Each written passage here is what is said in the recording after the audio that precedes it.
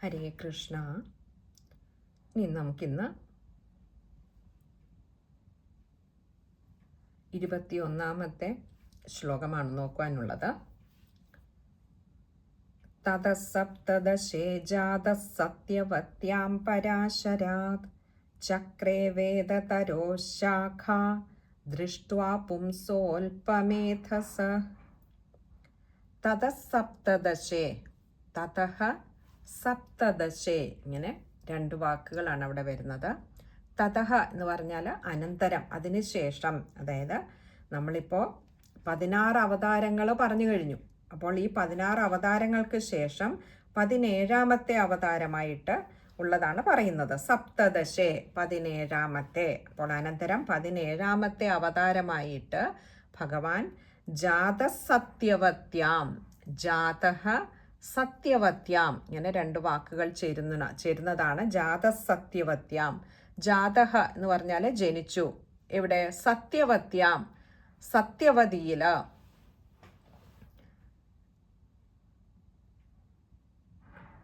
പരാശരാത്,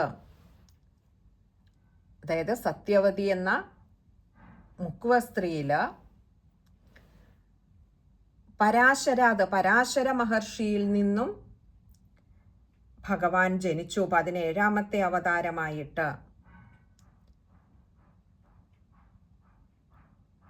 ചക്രേ വേദതരോ ശാഖ. ചക്രേ എന്ന് പറഞ്ഞാൽ അവിടെ ഉണ്ടാക്കി എന്നുള്ള അർത്ഥം. വേദതരോ ശാഖ, വേദതരോഹോ ശാഖ, ഇങ്ങനെ രണ്ട് വാക്കുകൾ ചേരുന്നതാണ് വേദതരോ ശാഖ. ഇവിടെ പരാശര മഹർഷിക്ക് സത്യവതി എന്ന മുക്കുവ സ്ത്രീയില് ഉണ്ടായ പുത്രനാണ് വേദവ്യാസൻ. അപ്പോൾ ഭഗവാന്റെ 17ാമത്തെ അവതാരമാണ് വേദവ്യാസനായിട്ടുള്ളത്. വ്യാസഭഗവാനായിട്ട് ഭഗവാൻ ജനിച്ചു, അവതരിച്ചു.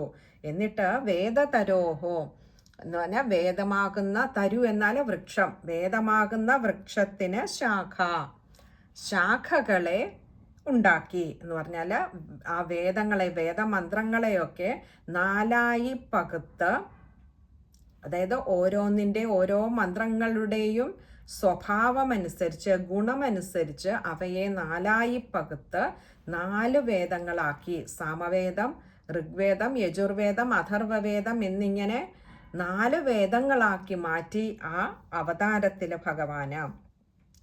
ദൃഷ്ട്വാ പുംസോൽപമേധസ, ദൃഷ്ട്വ കണ്ടിട്ട്, എന്താ, പുംസോൽപമേധസ, പുംസഹ അല്പമേധസഹ, ഇങ്ങനെ രണ്ട് വാക്കുകൾ ചേരുന്നതാണ് പുംസോൽപമേധസ.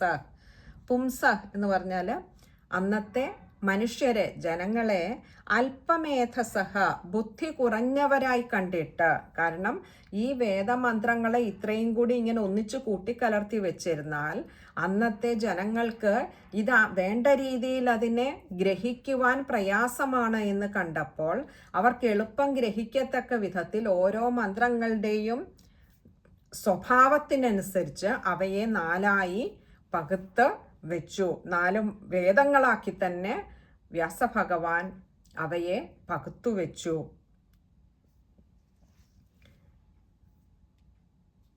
ഇവിടെ ഈ 17ാമത്തെ വ്യാസഭഗവാനായിട്ടുള്ള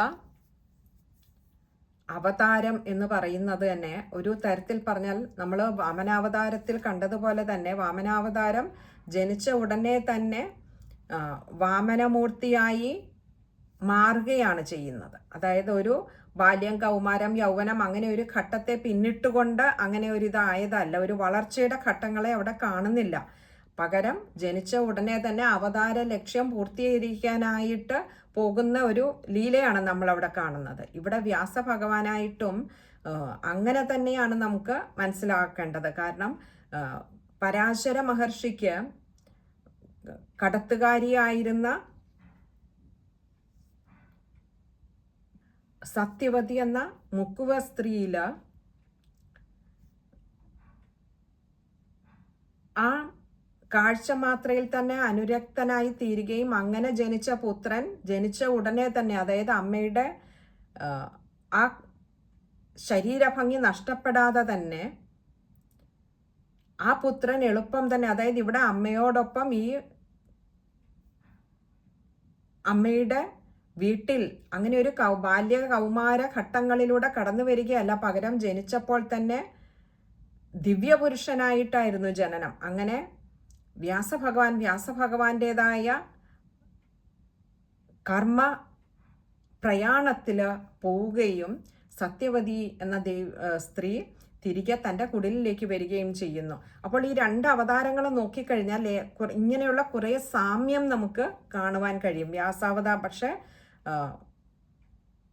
വാമനാവതാരത്തിൽ അവതാരോദ്ദേശ്യം പൂർത്തിയാക്കി കഴിയുമ്പോൾ പിന്നെ ആ അവതാരത്തെ നമുക്ക് കാണുവാൻ കഴിയില്ല. ഇവിടെ വ്യാസഭഗവാൻ, നമുക്കറിയാം, മഹാഭാരത യുദ്ധം കഴിഞ്ഞതിന് ശേഷവും വ്യാസഭഗവാൻ നിലനിന്നിരുന്നത് നമുക്ക് കാണാം. തൻ്റെ ഭാഗവത കഥയിലും മഹാഭാരത കഥയിലും ഉടനീളം വ്യാസഭഗവാൻ നിറഞ്ഞു നിൽക്കുന്നുണ്ട്. അതായത് ഈ മഹാഭാരത യുദ്ധത്തിന് ശേഷവും പല രംഗങ്ങളിലും വ്യാസഭഗവാൻ പ്രത്യക്ഷപ്പെടുന്നുണ്ട്. എന്നാൽ വാമനാവതാരമാകട്ടെ അവതാരോദ്ദേശ്യം പൂർത്തിയാക്കി കഴിയുമ്പോൾ തന്നെ അത് സ്വധാമത്തിലേക്ക് മടങ്ങുന്ന ഭഗവാനെയാണ് നമുക്ക് കാണുവാൻ കഴിയുന്നത്. അപ്പോൾ ഇവിടെ ഈ വേദങ്ങൾ ഇങ്ങനെ വ്യസിക്കുവാൻ കാരണമായത് അന്നത്തെ മനുഷ്യർക്ക്, നോക്കൂ, അപ്പോൾ അന്നത്തെ മനുഷ്യർക്ക് ബുദ്ധി കുറവായിരുന്നു എന്ന് പറയുമ്പോൾ ഈ കരികാലത്തിലേക്ക് വരുന്ന നമുക്കൊക്കെ അത് ഗ്രഹിക്കണമെങ്കിൽ എത്രയോ ബുദ്ധിമുട്ടാണ്. അപ്പോൾ അന്നത്തെ മനുഷ്യർക്ക് ബുദ്ധി കുറവായതുകൊണ്ട് എപ്പോഴും സജ്ജനങ്ങൾ, ഇതുപോലെയുള്ള ദിവ്യ മനുഷ്യരൊക്കെ തന്നെയും എങ്ങനെ ജനങ്ങളെ വേണ്ട രീതിയിൽ ഉദ്ധരിക്കാം, അവരെ എങ്ങനെ ഉയർത്താമെന്ന് ചിന്തിക്കുന്നവരായിരുന്നത് കൊണ്ട് തന്നെ ആളുകളുടെ നന്മയ്ക്കായിട്ട് അവർക്കിത് എളുപ്പം ഗ്രഹിക്കുവാൻ പാകത്തിന് അതിനെ ഒന്ന് ലഘൂകരിപ്പിച്ച്, അതായത് വേണ്ട രീതിയിൽ അതിനെ ഒന്ന് ഓരോരോ വിഭാഗങ്ങളാക്കി മാറ്റിക്കൊണ്ട് അവർക്കത് എളുപ്പം ഗ്രഹിക്കത്തക്ക വിധത്തിലേക്ക് ആക്കി വെച്ചു, അതിനെ പകുത്തു വെച്ചു. അങ്ങനെയാണ് ഭഗവാന് വേദവ്യാസൻ എന്ന ഒരു പേര് വരുന്നത് പോലും. അവിടെ ദ്വീപിൽ ജനിച്ചത് കൊണ്ട് ദ്വൈപായനൻ എന്നും, കൃഷ്ണവർണ്ണമായിരുന്നത് കൊണ്ട് കൃഷ്ണദ്വൈപായനൻ എന്നും അറിയപ്പെട്ടിരുന്ന ഭഗവാന്റെ ആ അവതാരം പിന്നീട് വേദവ്യാസനായി മാറിയത് തന്നെ വേദങ്ങളെ വ്യസിച്ചതിലൂടെയാണ് വ്യാസൻ എന്ന പേര് വരുന്നത് തന്നെ. അപ്പോൾ അങ്ങനെ ആ വ്യാസഭഗവാനായി ഭഗവാൻ 17ാമതായി അവതാരം കൊണ്ടു. ഇനി നമുക്ക് ആ ശ്ലോകം ഒന്നുകൂടി നോക്കാം. തദസപ്തദശേജാത സത്യവത്യാം പരാശരാത് ചക്രേ വേദതരോ ശാഖാ ദൃഷ്ട്വാ പുംസോൽപമേധസ. ശ്ലോകം വായിക്കുമ്പോൾ ശ്രദ്ധിക്കേണ്ട കാര്യങ്ങൾ: തതസപ്തദശേ, സാ അവിടെ കൂട്ടക്ഷരമാണ്. അതുപോലെ ജാത സത്യവത്യാം, അവിടെയും സാ കൂട്ടക്ഷരമാണ്. പിന്നെയുള്ളത് പുംസോൽപമേധസ, അവിടെ വിശ്ലേഷണമുണ്ട്, ഒകാരം നീട്ടിയെടുക്കുക. അവിടെ വിസർഗവുമുണ്ട്, പകുതി ഹകാരത്തിൽ വായിച്ചു നിർത്തുകയും വേണം. പൊതുവെ എളുപ്പമുള്ള ഒരു ശ്ലോകമാണത്. ഇനി അടുത്തത് 22ാമത്തെ ശ്ലോകമാണ്. നരദേവത്വമാപന്ന സുരകാര്യചികീർഷയാ സമുദ്രനിഗ്രഹാദീനി ചക്രേ വീര്യാണ്യതഃ പരം. ഇനി അടുത്തത് 18ാമത്തെ അവതാരമാണ്. നരദേവത്വമാപന്ന സുരകാര്യചികീർഷയാ. നരദേവത്വം ആപന്ന സുരകാര്യചികീർഷയ, ഇങ്ങനെ 3 വാക്കുകളാണ് അവിടെ വരുന്നത്. നരദേവത്വം എന്ന് പറഞ്ഞാൽ,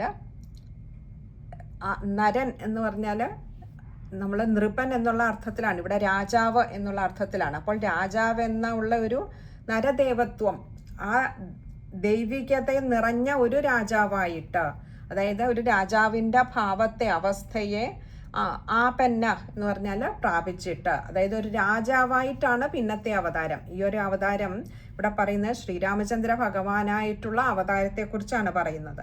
അപ്പോൾ 18ാമത്തെ അവതാരം ശ്രീരാമചന്ദ്ര ഭഗവാനായിട്ട്, അതെങ്ങനെയാ, ദിവ്യത്വം നിറഞ്ഞ ഒരു രാജാവായിട്ട് അങ്ങനെ ഒരു രൂപത്തെയാണ് പ്രാപിച്ചത്.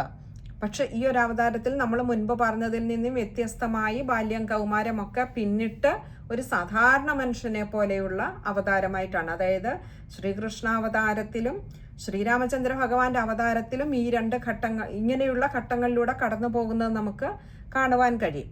അപ്പോൾ ഇവിടെ പറയുകയാണ്, ഒരു ദിവ്യമായിട്ടുള്ള നരദേവത്വം, ദേവതാഭാവത്തോടു കൂടിയ ഒരു രാജാവെന്ന അവസ്ഥയെ, അതായത് ക്ഷമ, അതേസമയം രാജാവായതുകൊണ്ട് തന്നെ ആ ക്ഷത്രിയമായിട്ടുള്ള എല്ലാ ഗുണങ്ങളും നിറഞ്ഞ ഒരു രാജാവായിട്ട്, സുരകാര്യ ചികീർഷയ, സുരന്മാരുടെ കാര്യങ്ങൾ നടത്തുന്നതിന് അല്ലെങ്കിൽ അവരുടെ കാര്യത്തെ സാധിക്കുന്നതിനുള്ള ഒരു താല്പര്യത്തോടു കൂടി, ചികീർഷയ, അങ്ങനെ ഒരു താല്പര്യത്തോടു കൂടി.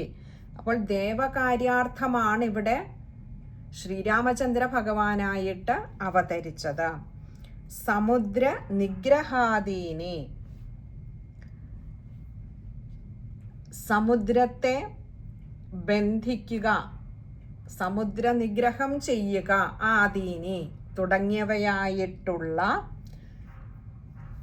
ചക്രേ എന്ന് പറഞ്ഞാൽ ചെയ്തു.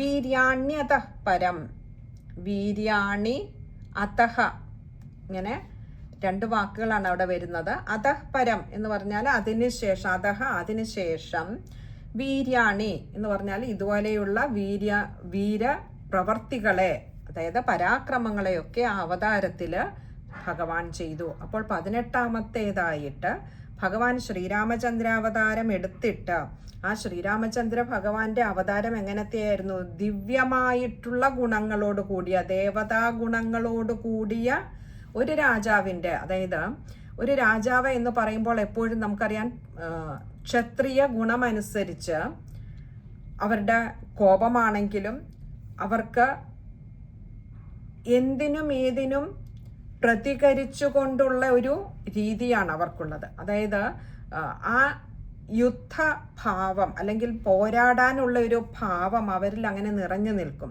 എന്നാൽ ഭഗവാന്റെ ശ്രീരാമചന്ദ്ര അവതാരം നമ്മൾ എടുത്തു നോക്കിയാൽ ക്ഷമയിലൂടെയാണ് പലതും, അതായത് പോരാടേണ്ട സാഹചര്യങ്ങൾ പോലും നമുക്കറിയാം. ഭഗവാന്റെ പട്ടാഭിഷേകം പിതാവായ ദശരഥ മഹാരാജാവ് തീരുമാനിച്ചത് മുടങ്ങിപ്പോയപ്പോഴും കോപിഷ്ഠരായി തീർന്ന ഭരതനെ ആണെങ്കിലും ലക്ഷ്മണകുമാരനെ ആണെങ്കിലും ശാന്തമാക്കി തൻ്റെ ശാന്തതയിലൂടെ അവരെയും കൂടി ഒതുക്കുക, വളരെ ക്ഷമയോടുകൂടി ഓരോ സാഹചര്യത്തെയും കടന്നു വരുന്നത് നമുക്ക് കാണാം. എന്നാൽ പോരാടേണ്ടിടത്ത് തൻ്റെ എല്ലാ പരാക്രമങ്ങളെയും ഉപയോഗിച്ചുകൊണ്ട് പോരാടുകയും ചെയ്തു. നമ്മൾ കണ്ടിരുന്നു രാമരാവണ യുദ്ധത്തിൽ. അപ്പോൾ അങ്ങനെ വളരെ ദേവതാഭാവത്തിലുള്ള, ദേവഗുണങ്ങളോട് കൂടിയ ദിവ്യനായിട്ടുള്ള ഒരു രാജാവിൻ്റെ ഭാവത്തെയാണ് ശ്രീരാമചന്ദ്ര അവതാരത്തിൽ ഭഗവാൻ കൈക്കൊണ്ടത്. എന്നിട്ട് ഇവിടെ പറയാം സമുദ്ര നിഗ്രഹം ഉൾപ്പെടെയുള്ള, അതായത് സമുദ്രബന്ധനം ഉൾപ്പെടെയുള്ള പരാക്രമങ്ങളെ, അതായത് അതിനു മുമ്പോ അതിനു ശേഷമോ ഒരു പക്ഷേ സമുദ്രബന്ധനം നടത്തുക എന്നൊരു വലിയൊരു പരാക്രമത്തെ മറ്റൊരവതാരത്തിലും ഭഗവാൻ ചെയ്തിട്ടില്ല. നമുക്ക് മറ്റൊരു ഇതിഹാസത്തിലും ചരിത്രത്തിലും കാണാനൊക്കാത്ത ഒരു കാര്യമാണത്, സമുദ്രബന്ധനം നടത്തുക എന്നുള്ളത്. അപ്പോൾ അങ്ങനെയുള്ള വലിയ വലിയ പരാക്രമങ്ങളെ പോലും ചെയ്തു. നോക്കൂ, ദേവതാഭാവത്തിൽ വന്നിട്ട് അതേസമയം ചെയ്യേണ്ടടുത്ത് ഏറ്റവും വലിയ പരാക്രമങ്ങളെ പോലും ചെയ്തു ഭഗവാൻ. അങ്ങനെ മഹാപരാക്രമികളാൽ മാത്രം സാധ്യങ്ങളായിട്ടുള്ള കാര്യങ്ങളെ ചെയ്തുകൊണ്ട് തൻ്റെ മഹത്വത്തെ ലോകത്തിന് കാണിച്ചു കൊടുക്കുകയും ചെയ്തു. അങ്ങനെ 18ാമതായിട്ട് ഭഗവാൻ ശ്രീരാമചന്ദ്രാവതാരത്തെ കൈക്കൊണ്ടു. ഇനി നമുക്ക് ആ ശ്ലോകം ഒന്നുകൂടി നോക്കാം. നരദേവത്വമാപന്ന സുരകാര്യചികീർഷയാ സമുദ്രനിഗ്രഹാദീനി ചക്രേ വീര്യാണ്യതഃ പരം. ശ്ലോകം വായിക്കുമ്പോൾ ആദ്യത്തെ ഒരു പാദം മുഴുവനും തന്നെയും സമസ്തപദമാണ്. കഴിയുന്നതും അത് പദം പിരിക്കാതെ തന്നെ വായിക്കാൻ ശ്രമിക്കുക. വായിക്കുമ്പോൾ നരദേവത്വമാപന്ന, അവിടെ മായയുടെ ആപന്ന എന്നുള്ളത് ആ അകാരം നീട്ടിയെടുക്കുവാൻ ശ്രദ്ധിക്കുക. വായിക്കുമ്പോൾ മായയുടെ ആകാരം ശ്രദ്ധിക്കുക. പിന്നെ അടുത്ത സുരകാര്യ ചികീർഷയ, അതും ചേർന്ന് വരുന്നതാണ്. സ കൂട്ടക്ഷരമാണ്. വായിക്കുമ്പോൾ അതും ശ്രദ്ധിക്കുക. ഇനി അത് അത്രയും ചേർത്ത് വായിക്കുവാൻ കഴിയുന്നില്ലെങ്കിൽ നരദേവത്വമാപന്ന, അവിടെ വിസർഗം കൊടുത്ത് നിർത്തിയിട്ട് സുരകാര്യ ചികീർഷയ എന്ന് വായിക്കുക. കഴിയുന്നതും ചേർത്ത് തന്നെ വായിക്കുക. പിന്നെ അടുത്തത് വീര്യാണ്യത പരം. വീര്യാണി അതഹ ആണ്, അതുകൊണ്ട് തന്നെ ണ്യ എന്ന അക്ഷരത്തിന്റെ അകാരം ശ്രദ്ധിക്കുക. അതഃ പരമാണ്, പദം പിരിക്കണ്ട. വീര്യാണ്യത എന്ന് അവിടെ ന്യ എന്ന അക്ഷരത്തിന്റെ അകാരം ശ്രദ്ധിച്ചാൽ മതിയാകും. ഇനി അടുത്തത് 23-ാമത്തെ ശ്ലോകമാണ്. അത് നമുക്ക് അടുത്ത സത്സംഗത്തിൽ കാണാമെന്ന് കരുതുന്നു. ഹരേ കൃഷ്ണ.